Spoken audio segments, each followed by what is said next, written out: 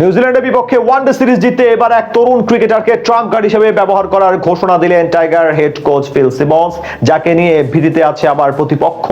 গতির ঝড় তুলে ইতিমধ্যে বিশ্ব ক্রিকেটে আলোচনা সৃষ্টি করেছেন তিনি।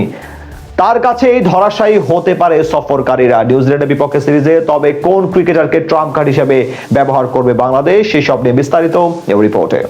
ওয়ানডে ফরম্যাটে বাংলাদেশ বরাবরই দুনিয়ার অন্যতম সেরা দলের একটি। নিউজিল্যান্ডের বিপক্ষে সেই পূর্ণ শক্তিমত্তা নিয়েই মাঠে নামবে লাল সবুজ প্রতিনিধিরা। তবে সেখানে সবাইকে ছাপিয়ে এক ক্রিকেটারকে নিয়ে আলোচনা হচ্ছে সবচেয়ে বেশি, যাকে কিনা টাইগার হেড কোচ নিজেদের ট্রাম্প কার্ড হিসেবে বিবেচনা করছেন। অন্যদিকে ওই একই ক্রিকেটারকে নিয়ে আলাদা পরিকল্পনা সাজাতে ব্যস্ত প্রতিপক্ষ দলের টিম ম্যানেজমেন্ট।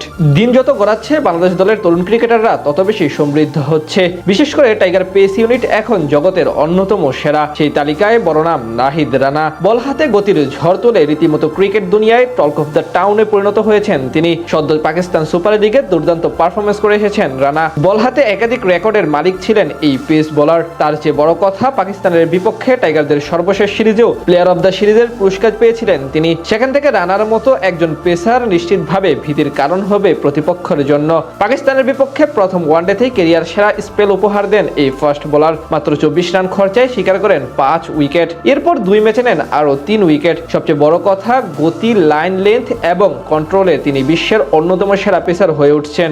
সেখান থেকেই মূলত তাকে ট্রাম্প কার্ড হিসেবে বিবেচনা করছেন বাংলাদেশের হেড কোচ। প্রথম ম্যাচের আগে সংবাদ সম্মেলনে ফিল সিমন্স বলেন, নাহিদ রানা আমাদের একজন ট্রাম্প কার্ড। আমাদের ওর সুরক্ষা দিতে হবে, সবসময় যেন তাকে পাওয়া যায় এটাও মাথায় রাখতে হবে। আমাদের ওর যত্ন নিতে হবে, খেয়াল রাখতে হবে যাতে সে নিজেকে উজাড় করে দিতে পারে বাংলাদেশের জন্য।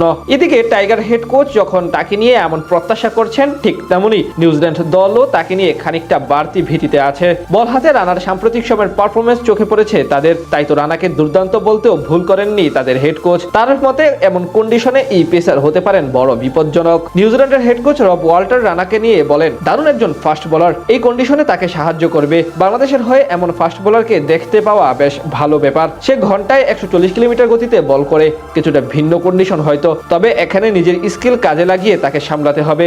অর্থাৎ রানাকে নিয়ে বলা চলে আলাদা রকম প্ল্যান করে এগিয়ে যাচ্ছে সফরকারীরা। এর আগে এমন দেখা যেত সাকিব আল হাসান যখন দলে থাকতেন, বাংলাদেশের বিপক্ষে মাঠে নামার আগে প্রতিপক্ষরা এমন সাকিবকে নিয়ে আলাদা রকম পরিকল্পনা সাজাতেন। এখন সেটা দেখা যাচ্ছে নাহিদ রানার ক্ষেত্রে। এখান থেকে পরিষ্কার বর্তমানে সাদা বলে কতটা গুরুত্বপূর্ণ সদস্য তিনি। আগামী শুক্রবার মিরপুর শেরেবাংলা জাতীয় ক্রিকেট স্টেডিয়ামে প্রথম ওয়ানডেতে মাঠে নামবে 2 দল। সিরিজের 2টি ওডিআই হবে এই মাঠে, আর বাকি একটি ওয়ানডে হবে চট্টগ্রামে। 2 দল 3টি করে ওডিআই এবং টি20 সিরিজ খেলবে এইবারের সফরে। ওয়ানডে ফরম্যাটে বাংলাদেশ বরাবরই দুনিয়ার অন্যতম সেরা দলের একটি। নিউজিল্যান্ডের বিপক্ষে সেই পূর্ণ শক্তিমত্তা নিয়েই মাঠে নামবে লাল সবুজ প্রতিনিধিরা।